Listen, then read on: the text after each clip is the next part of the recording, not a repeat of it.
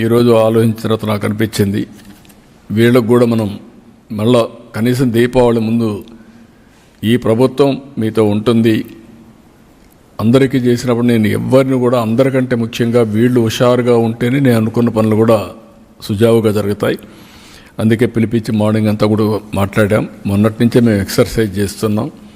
మా ఫైనాన్స్ అయితే క్లియర్గా చెప్తున్నారు, చేతులు ఎత్తేసే పరిస్థితి మీరు చేతులు ఎత్తేసే లాభం లేదు, ఏదైనా కానీ చేయాల్సిందే, అవసరమైతే ఎట్లా అడ్జస్ట్ చేయాలని చేద్దామని చెప్పి గట్టిగా మాట్లాడి మొత్తం అడ్జస్ట్ చేసుకుంటూ వచ్చి కొన్ని నిర్ణయాలు తీసుకున్నాం.